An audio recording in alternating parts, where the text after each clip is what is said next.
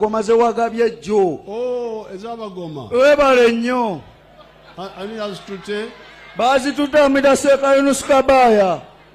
Oh, okay. Ezabagoma. Group z'abagoma ziri bali wano. Tuli wano ze zino ezivuga taata tezinaddayo ne nnyina tetunnamusasula. Group ziri meka? Ziri gurupu bbiri, tuli abantu 10. Kale mujja wano mbalabe. Kale.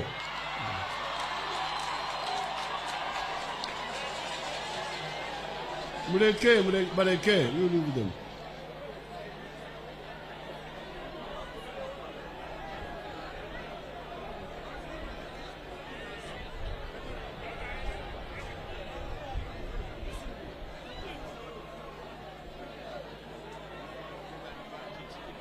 Wawache, wewe askari wawache.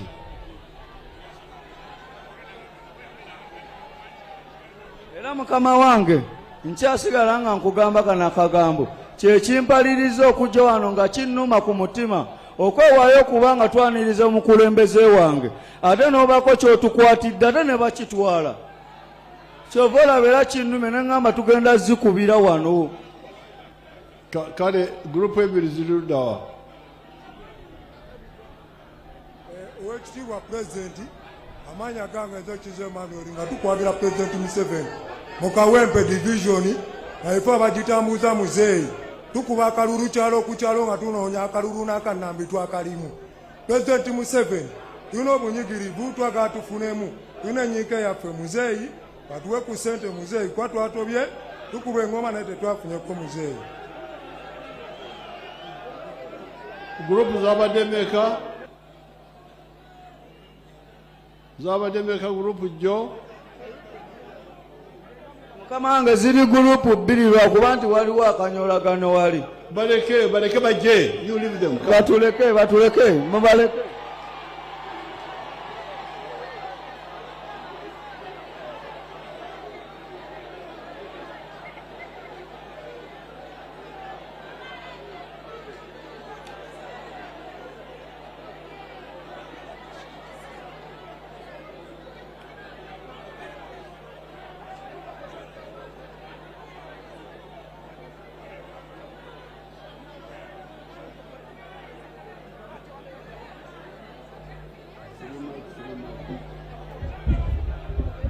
Kati muyimirire mu gurupu zammwe ebbiri. Muyimirire mu gurupu zammwe ebbiri, abamu oludda luno abali oludda luli. Gurupu zammwe ebbiri, kisa kya Mukama baleke. The two groups. Gurupu esooka musembere eno. Grupu esooka, grupu emu.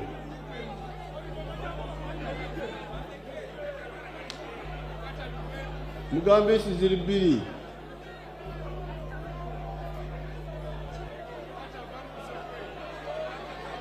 Mulete engoma zaabwe. Baleke bajje.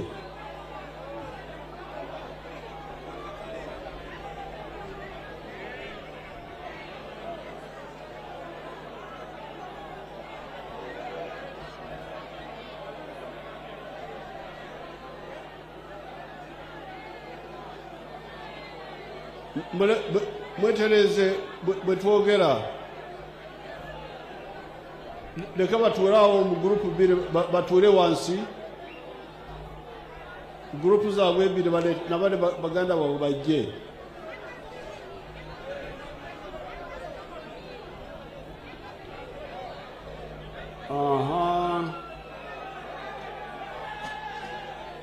Mugenda kukikubira engoma oluvannyuma baleke leave them.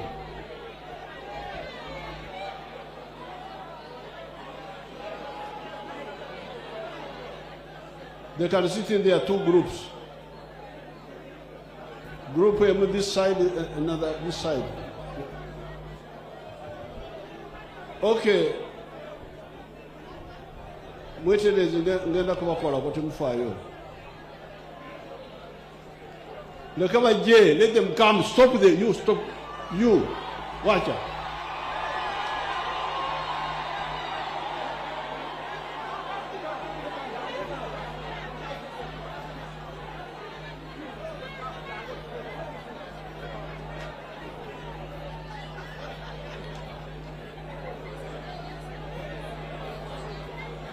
Let them come with their drums. Walete ngoma zabo.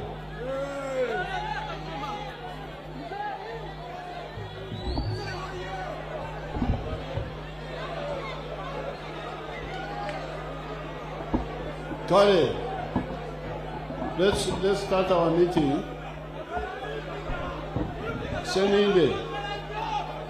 Okay, musirike tuulize ukwogera. Mama and myself are very happy to be here. Mama nange tuli basanyufu nnyo okubeera wano. To talk with you. Okwogerako gye muli. What we are talking with you bye tugenda okwogera nammwe leero is not new. si bipya. The NRM, ekibiina ky'NRM from the beginning, okuva mu ntandikwa was clear kyali kirambulukufu what is needed for the people of Uganda nga kirambulula biki bye kyetaaga okukolera bannayuganda and Africa. n'ensi ne Afirika okutwalira awamu. Now, in order to summarize our message now where we are, n'olwekyo okufunzafunza okwogera kwaffe gye muli kaakati leero, the most important things are 6. ebintu ebisinga obukulu biri 6. The first one ekisookera ddala is peace. gy'emirembe.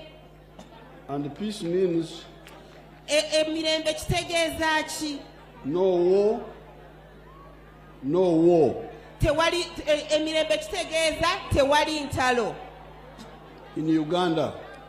Tewali ntalo mu Uganda.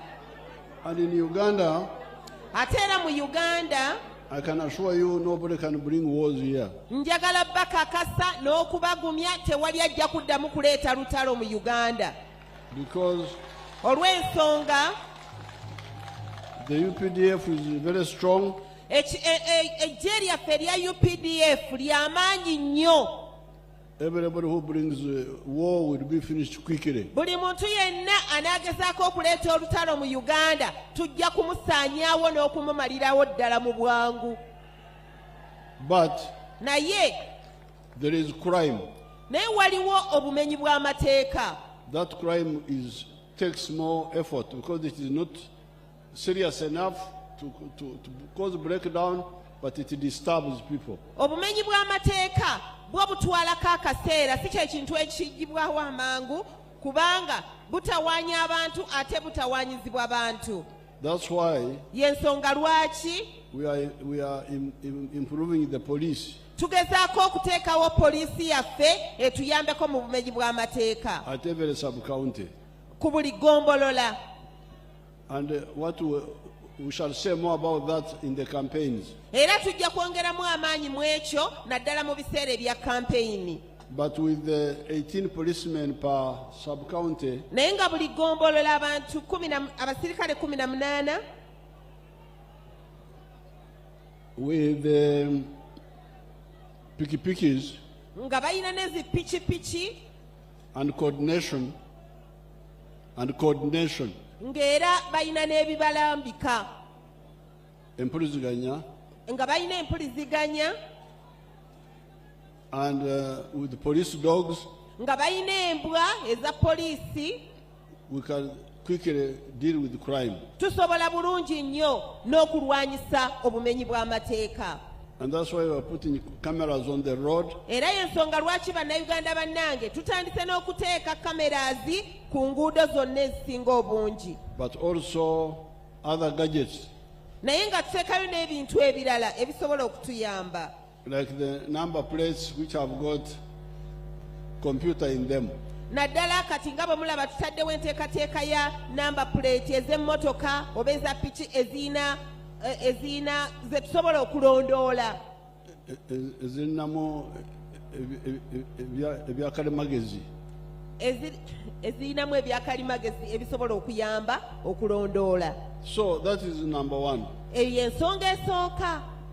Now with peace, including no crime, bwe wabeerawo emirembe ng'ate n'obumenyi bw'amateeka bukwatiddwako. the next is development. Ekiddako y'enkulaakulana. when NRM captured Kampala, NRM ekibiina kya NRM bwe kyawamba Kampala, many of these roads were not there. ebintu bino byonna enguudo ezisinga tezaaliwo. The northern bypass was not there. Oluguudo lwaffe olwa Northern Bypass terwaliwo. The Entebbe Expressway was not there. N'Entebbe Expressway gye twakakola nayo teyaliiwo.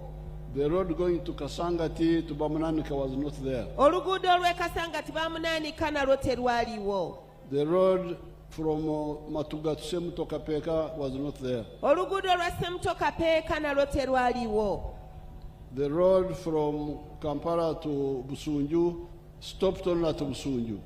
Oluguudo olwa Busunju nalwo lwali lukoma Busunju yokka. We are pushed it to Hoima and all the way to the lake. Nga lugenda paka Hoima okutuukira ddala ku nnyanja. No, we are the ones who pushed it. Kakati ffe gavumenti ye NRM ffe twalugusa ne tulugusa paka ku nnyanja. So these tarmac roads, N'olwekyo enguudo zino ezo ze tukubye koolaasi. electricity. Amasannyalaze. The other day I was commissioning the road from Kasangati to Kiti to Matuga. Olunaku lwaluli nali ntongoza oluguudo okuva e Kasangati Kiti okutuuka e Matugga. Then it will go to Wakiso Ate ng'oluguudo olwo lugendagendera ddala paka e Wakiso. and Buloba. Ate luyitemu lugguka e Buloba.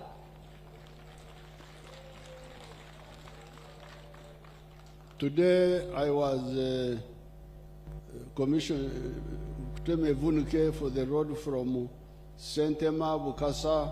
Olwaleero nva kutema evvuunike nga nzigulawo enteekateeka ey'okukola oluguudo olw'e Sentema Bukasa to Kachiri. olugenda okuyita e Kachiri. So all that is part of the development. Ebyo byonna bye bimu ku nkulaakulana. But this is where people get confused. Naye wano waliwo okubuzaabuzibwa. Because some people, especially the leaders who are not very clear, talked so much about the tarmac roads, the electricity. Naddala mu bakulembeze baffe abatategeera bulungi bintu. Bessira basinga kuliteeka ku nguudo eza koolaasi, ku masannyalaze. But the question is, if there is a tarmac road here, Naye ekibuuzo kiri nti wano bwe wabeerawo oluguudo lwa koolaasi, and I don't have income in my house, naye nga mazima siina kiyingiza nsimbi mu nnyumba yange, how will the tarmac road help me? olwo oluguudo lwa koolaasi lugenda kunnyamba lutya? So that's why we say, please, Y'ensonga lwaki ffe tugamba nti bannange mwongereko ekigambo kyokusatu. Add the third word. kaaka twagala twongereko ekigambo ekyokusatu. Obugagga. Wealth. Twongereko obugagga. Each home must have wealth if possible. Buli maka gandibadde galina obugagga senga kisoboka, ate nga kisoboka.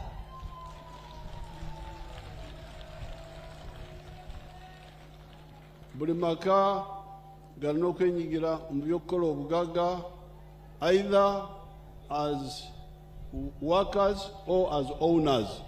Buli maka gandibadde galina kye gakola, waakiri nga abakozesa oba nga be bakozesa.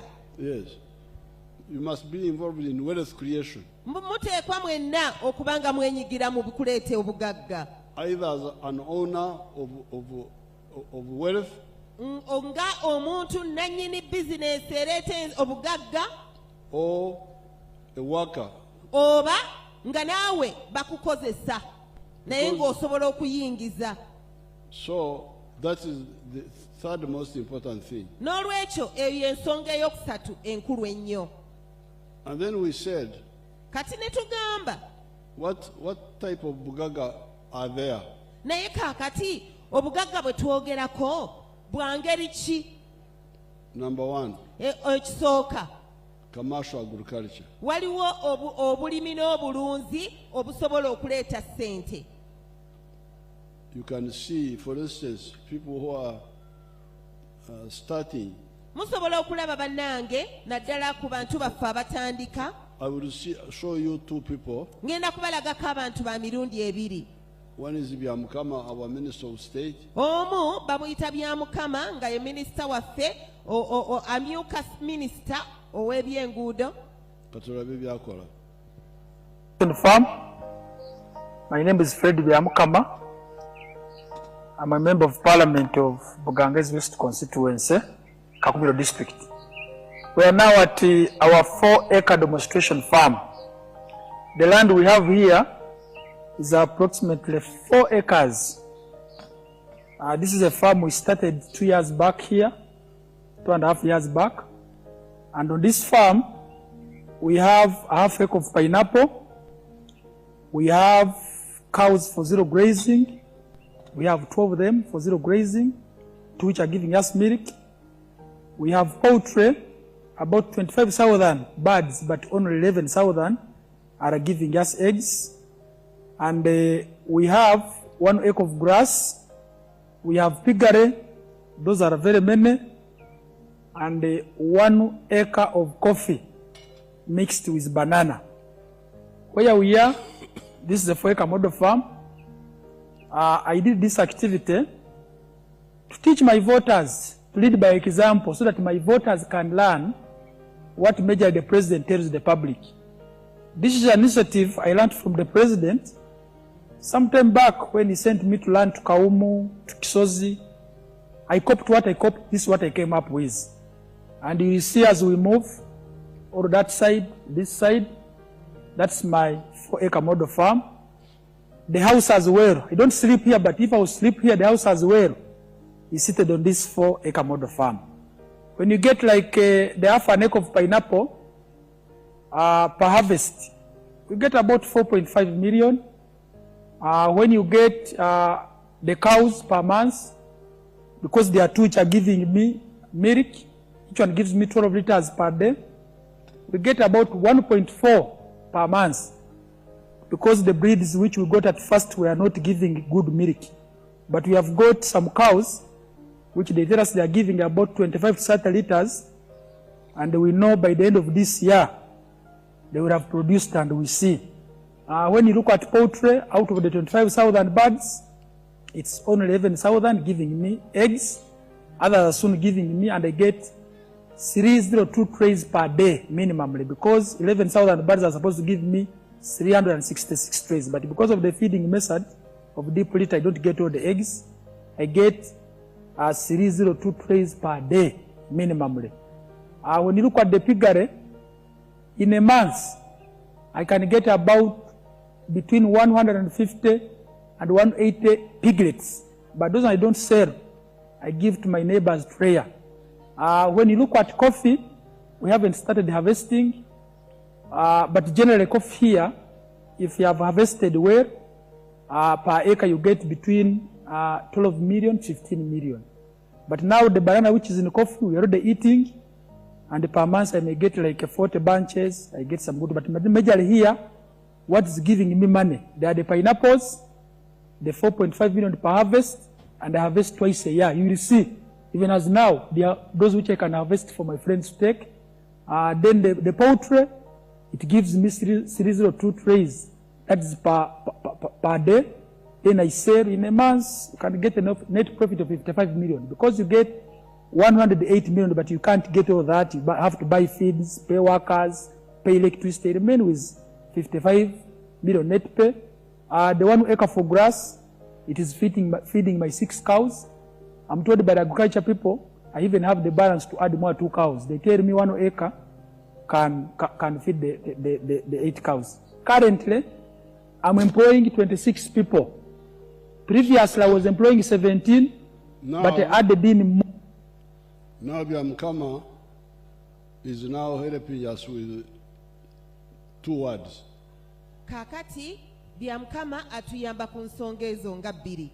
You have heard how he's engaged in coffee, mulabye engeri gye yenyigidde mu kulima emmwanyi, in bananas, alima amatooke, in pineapples, alima ennaanansi, with cows for milk, alunda ente ez'amata, but also with poultry for eggs. ate ng'alunda n'enkoko ezibiika. And what gives him most of the money are the eggs. Ate ng'ekisinga okumuwa ssente ennyingi ge magi. He sells 302 trays per day. Atunda tray 302 buli lunaku. And in a month he gets a net profit of 55 million shillings. Kakati omwezi najjamu amagoba ageekutte amagoba ga bukadde 55. In a year, that's about 700 million shillings. Mu mwaka bwe bukadde nga 7. So this is now somebody who started recently. Ekyo bannaye kambabuulire eyo yakatandika ayitandise ebbanga si ddene. Now he has got wealth. Naye kati asobodde okufuna obugagga. So there is development there. There is a tarmac road through Kakumiro now. Waliyo enkulaakulana ey'oluguudo olw'e Kakumiro olwa koolaasi. There is peace. Ate waliwo emirembe. But now there is also wealth. Ate waliwo n'obugagga. In the home of Byamukama. Mu maka ga Byamukama. Ate ng'agaba n'emirimu. But he has also added another word. Ate ng'agasseeko n'ekirala. Emirimu, jobs. Agasseeko emirimu. He has created jobs for 26 other Ugandans. Agasseeko emirimu egy'Abannayuganda abalala 26. So now we have got 4 words. N'olwekyo tulina ebigambo 4.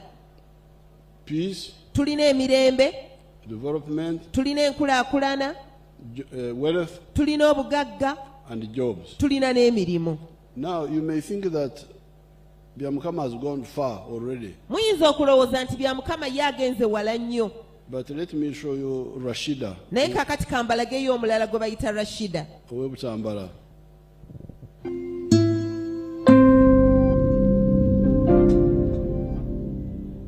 Amanya gange yenze Nabweru Rashida, omutuuze w'ekyalo Kasaka, District Butambala, Gombe Town Council. Nze omu ku baasookera ddala okuganyulwa mu ssente za Pdm mu sako yaffe baali bagiyita Kasaka Enterprise Group Gotire yalingi. Kakati ssente nazifuna ku simu, message yajja nga nfunye 1 million. Kati ye nensanyuka nnyo ne ngamba ye byaddala bino, ne nkubira ku chairman wa Pdm. Chairman n'angamba byaddala mzee abawadde ssente. Nenziruka ku Centenary Bank, nenzijjako nenfuna 9,914. Kakati nenkomawo ewaka nensooka nenkola research weewali embuzi ennungi. Ne bandagirirayo ekyalo bakiyita Mabanda, kiri mu Kibibi Town Council. Nengenda nengula embuzi 3, embuzi 3 nezigula emitwalo 25 gye mitwalo 75. Nengulako n'ennume. Ennume yali ntototo kuba nalaba nga nja kugyetaaga mu maaso eyo. Ennume nenjigula emitwalo 15, nensigazaawo emitwalo 914. Nensooka nenkubako ekiyumba ekiri temporary. Kakati bwe mmala okikubako ekiri temporary nembeera n'embuzi nezirunda. Katonda n'ayamba embuzi ne zazaala abaana 2. Kakati ozazaala abaana 2 nempeza embuzi 10. Kati olw'okuba nti embuzi zaali ziyazenga nina obwetaavu bw'ekiyumba nentuulako embuzi 2 nazitunda emitwalo 4 nenzimbako ekiyumba kino kye mulaba mwe zibeera kati. Kakati zino era nga bwe muziraba zino zonna embuzi 3 ziri mawako. Kati nsuubira ate ofunkulizinga ennamba esinga ate ku zino. Kakati mu mbuzi muno njiryamu maniwa n'atuyambako nze n'omwami wange ne tuteeka mu mmwanyi. Emmwanyi ne zinyirira era kati sizoni eno tubazizza nnyo emmwanyi. Sente ne zituyambako ku school fees z'abaana. Twatandikawo n'olusuku we luli awo era nze n'omwami wange. Ng'era maniwa tumujja mu mbuzi ne tuteeka mu bitooke byaffe era ebitooke birungi nnyo tulina kati emmere esobola otutumala n'abaana baffe. So now there we have Rashida. Kakati awo ndooza mulabye Rashida oyo. Who almost had nothing. Mu mazima yali talina kyalina kumpi. But from the 1 million, naye olw'akakadde akamu ke yafuna aka Pdm, she bought goats. yasobola okugula embuzi. Then the goats give her manure. Ate mu mbuzi omwo n'aba ng'asobola okuggyamu ebigimusa. And puts it in the coffee. N'abiteeka mu mmwanyi ze. And in the bananas. N'abiteeka ne mu bitooke bye. So Rashida has gone from poverty to wealth. Kati Rashida already amaze okuva mu bwavu agenze mu bugagga. Now there's another girl called Apio. Waliwo n'omulala gwe njagala obbalagako naye bamuyita Apio.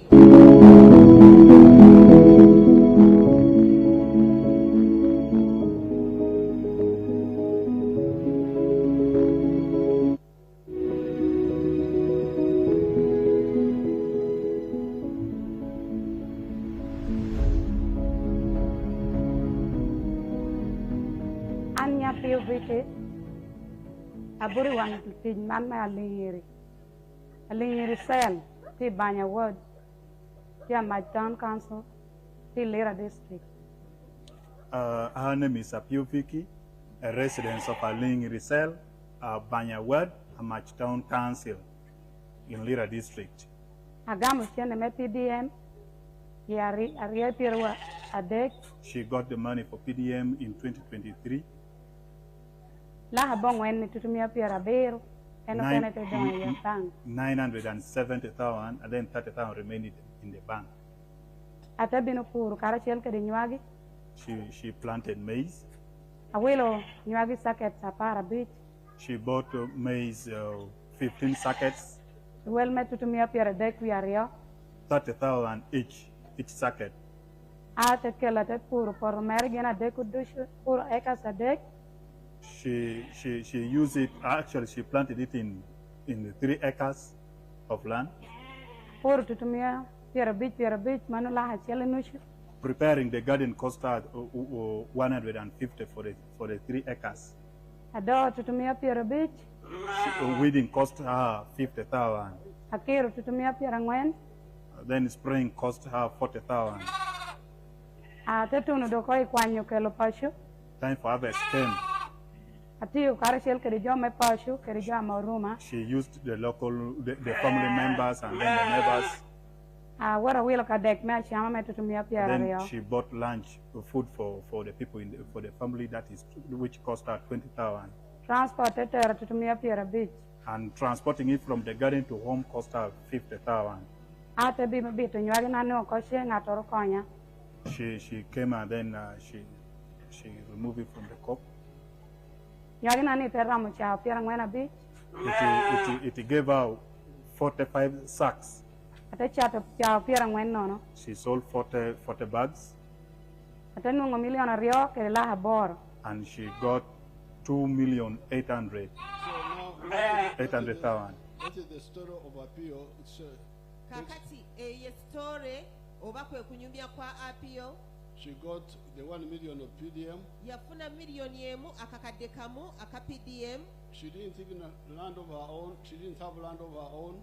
Yete yaina wadde ttaka erirye ku bubwe. She rented 3 acres. N'agenda n'apangisa eka 3 and planted maize. N'asimbako kasooli. Then when she harvested, she got 2 million from the maize. Bwe yakungula kasooli yafunamu obukadde 2.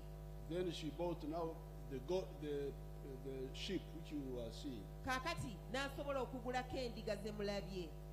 So here we are showing you how somebody can move from 0 to wealth. N'olwekyo wano tugezaako okubalaga omuntu engeri gy'osobola okutandikira ku 0 naye n'okula n'otuuka ku bugagga. The wealth through agriculture of crops and obugagga ng'oyita mu kulima and livestock. N'okulunda. But now that's one form of wealth. Naye kaakati eyo nteekateeka emu ey'obugagga. There is the children whom we are skilling. Waliwo enteekateeka endala ey'abaana be tubadde tuyigiriza ebyemikono. You show us the products of skilling. Abali ku screen batulage ebyabo abayize ebyokukola ebyemikono. The products, not batulage ebikoleddwa. You can see those are being done by the children we have trained. Kakati ebyo bye mulaba ab'emikwano byebyo ebikoleddwa abaana baffe tubadde tutendeka ebyemikono. Show the shoes. Batulage ne ku ngatto ze bakola.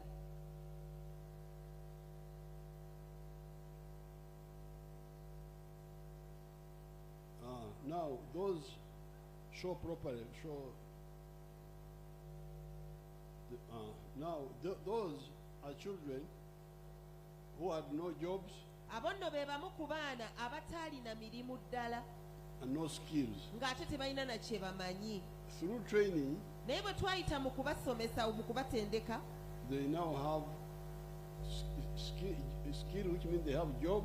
Naye kakati baafuna amagezi ag'okukola ebintu ebyo, kati balina emirimu. Now they also have wealth. Kati nabo basobodde okwekolera obugagga. Wealth of what? obugagga obwaki of artisanship.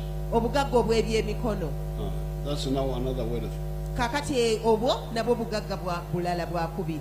Now you can have wealth of transport. Kakati osobola n'okukola obugagga obwokusatu ng'oyita mu mirimu emirala gamba egy'entambula. Or like one of the girls was saying there, the one of selling chapati, selling this and that, enyanya. Kati ng'okuyita mu mirimu gamba ng'egy'okuyita mu kutunda ennyanya, mu kukola chapati, ebintu bwe bityo. You are not doing ebyemikono. You are not doing ebyemikono. Tokola bya mikono. You are not doing crops. Tokola bya bulimi na bulunzi. But you are doing obuweereza. Naye ofunye obugagga ate ng'oyita mu bintu eby'obuweereza ng'ebyo bye njogeddeko. Like selling. Ng'oyita mu kutunda ebintu. In the market. Oyita mu kutunda ebintu mu butale. So this is what we want every family to be involved in. Kakati awo wenjagalira ddala amaka bannayuganda okubaako nga nabo balina bye basobola okufuna nga bayita mu mitendera egyo egy'enjawulo. This is how you start. Naye tubalaga engeri gye mutandikamu. But there are bigger forms of wealth like the factories. Naye waliwo n'obugagga obuyita mu binene gamba ng'amakolero. Let's say the factories. Ng'amakolero. Mulaba town ezo z'amakolero. Show us first of all the factories before you go to the individual. Kati mulaba, all that is brought by NRM. Naye kakati bannaye ndowooza mubiraba ku screen, ebyo byonna bye bireeteddwa gavumenti y'NRM. Those factories are producing products which we used to buy from outside. Agamakolero gakola ebintu wano kati bye twalinga ate tugula nga tubijja ebweru. Now within each factory you see how many young people are working there. Kakati bane mutunule mulabe agamakolero mutunulira abaana abangi abakolamu. In one factory just naye nga ate teebereza eyo factory emu bumu bweti. So the children who are working in the factories now, n'olwekyo abaana abakola mu makolero are 1.2 million. bali akakadde kamu mu emitwalo 2. The people working for the government, policemen, soldiers, teachers, all of them together. Abantu ate abalala abakolera mu poliisi, mu magye, abasomesa bonna wamu, abakozi ba government bonna, abakozi ba gavumenti abalala bonna 480,000. bali emitwalo 48. So the factory jobs are now 3 times more. N'olwekyo ndowooza mulaba emirimu egireeteddwa amakolero kumpi gakubisaamu emirundi nga 3. Then services employ 5 million. Then kati giri emirimu emirala gye mbagambye ne gireeta emirimu obukadde nga 5. Ebyobuweereza amahoteri biki. Emirimu egyo egy'obuweereza wozi woteeri ezo transport twala tugende. Then the agriculture 3.6 million. Then ate ebyobulimi n'obulunzi ne bituleetera kumpi obukadde nga 3.6. So therefore this is the message we are giving you. N'olwekyo bannange abaagalwa kati gano ge magezi ge tugezaako okubawa. That please all of you get involved. Nti bannange buli omu baako kye weenyigiramu. What the Musosodoti is saying is correct. Omusosodooti waffe byatugambye bituufu. That the PDM is good. Nti enteekateeka ya PDM nnungi. But in the towns people are many. Naye ekyamazima abantu b'omu bibuga bangi ddala. The 100 million for the villages is not enough in the town. Abantu abangi bano obukadde 10 tebusobola kubabuna mu bwangu.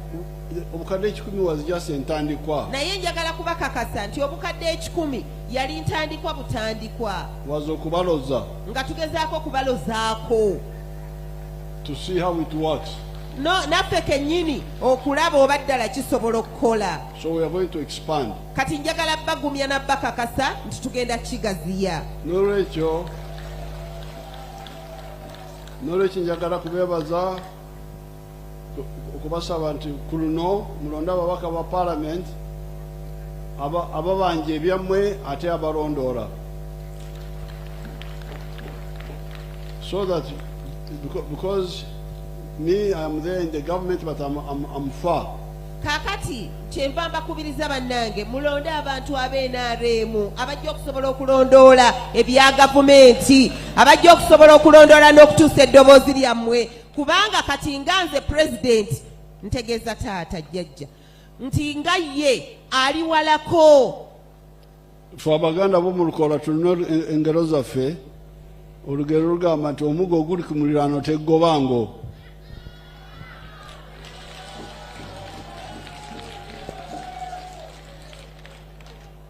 Wadde gyendi naye ndi walako mwetaaga omuntu wa wano omubaka wa parliament agenda kubanja ebintu byammwe ate n'abirondoola.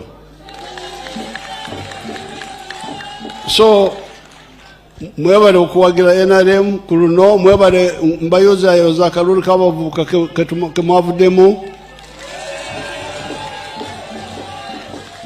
Kati katukomenkereze mpereze LC1 miliyoni 6 z'okugula akapiki.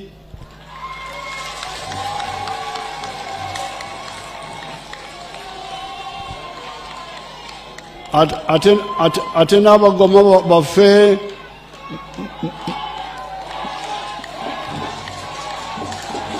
abagoma baffe abanyankwere bakiyita okushumbusha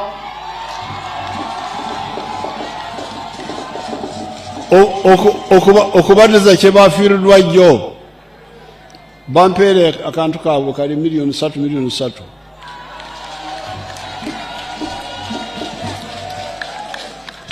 Kale mwebale nnyo, mwebalire ddala. NRM juu, Kawempe juu, Nansana. Kale sooka kole kubagoma miliyoni 3 muziba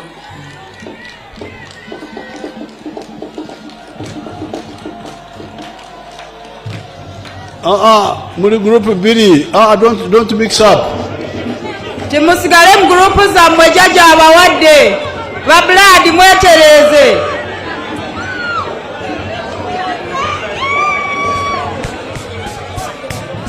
Essence ze muzibale bulungi, muzibale don't fight.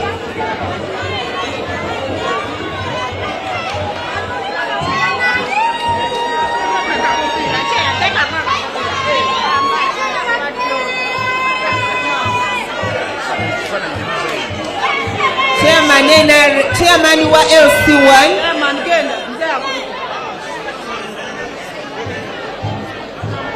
Mzee oyo omusajja engeri gy'alokose yeetaagamu akafaananyi owa Nuupu kati afuusa wa yero. Abagoma mulirize. Abagoma tubasaba mutuleko wansi. Abagoma please mwefuge. Abagoma mutuleko wansi, omukulu akyayogera eri abantu be. Esente zammwe muzibaze. Omukulu ayagala sente zammwe muzibale. Mukaka sente azibawadde.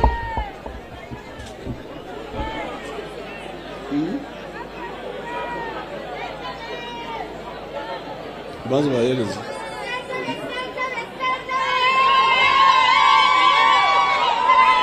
Chairman genda webaze ku mukulembeze w'eggwanga. Chairman LC1 esente zammwe muzibaze.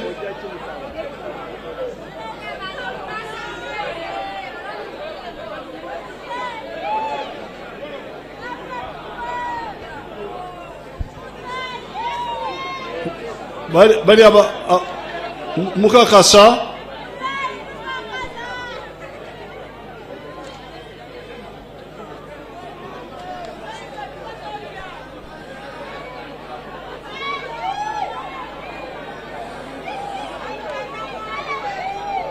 Okay. Bagamba ki?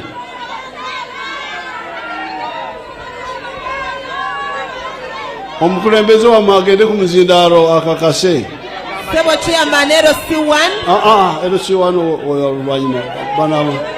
Oh, omukulembeze w'abagoma, chairman w'abagoma. You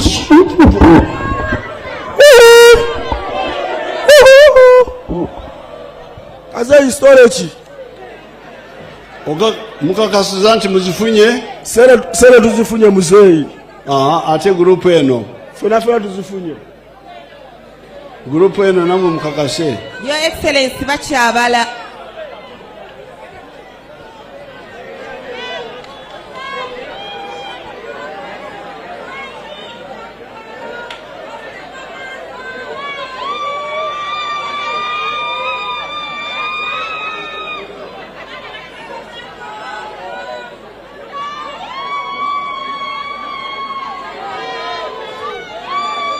Grupu eno nga basirise.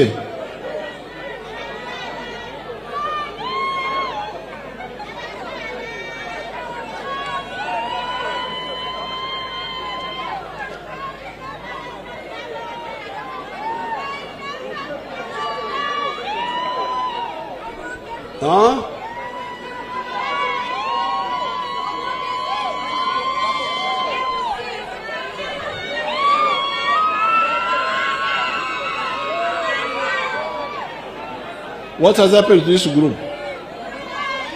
Chairman wa group ey'okubiri genda ku muzindaalo. Genda ku muzindaalo kakase.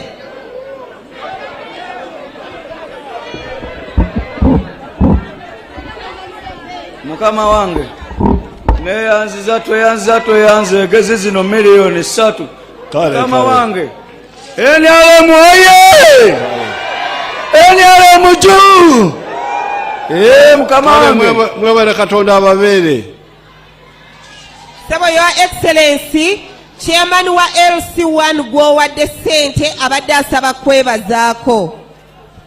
Chairman genda ku muzindaalo. Sebo President w'eggwanga lino Uganda Yoweri Kaguta Museveni, ndi musanyufu nnyo okubeerako mu maaso go wano, n'ensanyukira n'ebbaasa ey'obukadde 6 gy'ompadde. Sebo President Yoweri Kaguta Museveni, obukadde 6 mbufunye, era n'akagaali nakafuna naye badde kanzita, naye ako nkajjuseeko ngenda kufuna ekidduka. Sebo nsiima n'omutwalo ogwatuweebwa buli mwezi, nagwo omutwalo ogwo ngufuna era nina kyengukozeemu. Sebo President, olwaleero ndi musanyufu mu ngeri emu oba endala, oluvannyuma lw'okukukyazaako emirundi 2. Wasooka n'okyalako mu Wekembe Kawempe Market era n'obawa ebbaasa ya bukadde 10. N'olwaleero ate n'otuukako wano wennyini mu kifo kino, era kyekyalo kye kimu nzaani Sseggujja Hussein eyaliyimiridde mu maaso go. Sebo President, neeyanziza nnyo, neeyanzeege. Sebo President, badde nsabako ekifaananyi naawe olunaku olwaleero kibe ekijjukizo kyange. Sebo President w'eggwanga lino Uganda.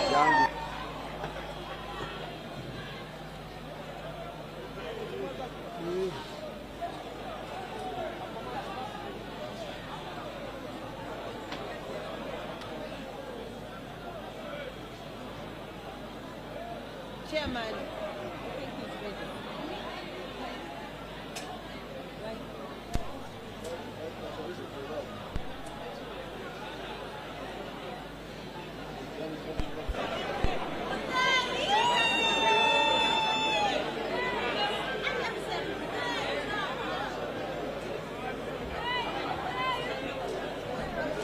Kale anthem, then we have the picture with the chairman.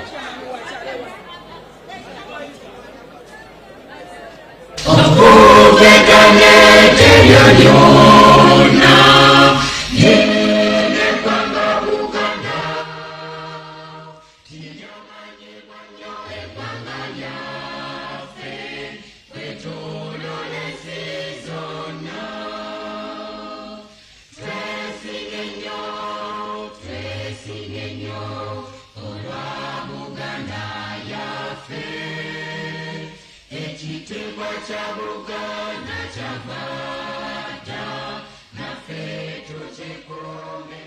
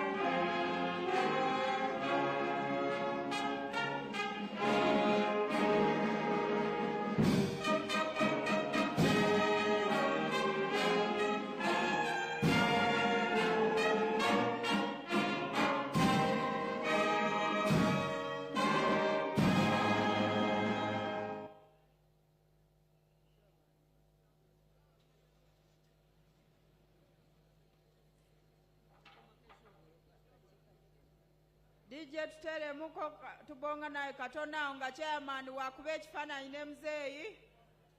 Chairman webale kulokoka eyo pichi gikozese kola mirimu gya gavumenti. DJ tekako oluyimba lwa full figure. DJ tukubira oluyimba lwa full figure. Nti walivaawo tulikomba endagala. Mwebale kujja twebaza Mama RDC we Wakiso Honorable Mbabazi webale kutuchaza ne twebaza ne full figure webale kutocha muziki. Ate mwebale kwagala mzee era tuongere okuwagira mzee ne program enunye ze government. Ne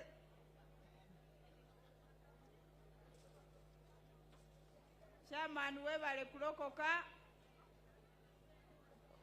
oli wa mukisa kubanga jjajja mwami ne jjajja mkyala bombi bakwaniriza mu NRM fa abalina omulamwa. Obadde wabula naye kati okomyewo eka. Lokokera ddala chairman. Jjajja kakayimba full figure kakuweereza yakakuyimbira nti bw'olivaawo tulikomba endagala.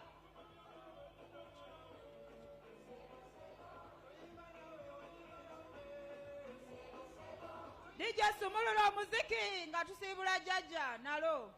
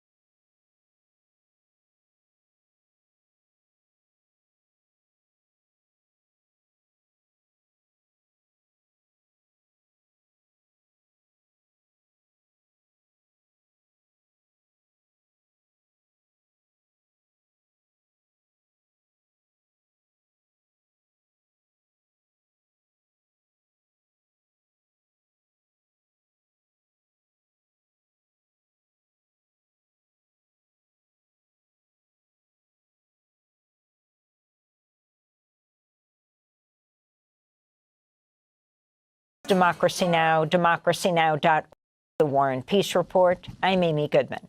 We turn now to the empire of AI. That's the name of a new book by the journalist Karen Howe, who's closely reported on the rise of the artificial intelligence industry with a focus on Sam Altman's OpenAI. That's the company behind ChatGPT. Karen Howe compares the actions of the AI industry to those of colonial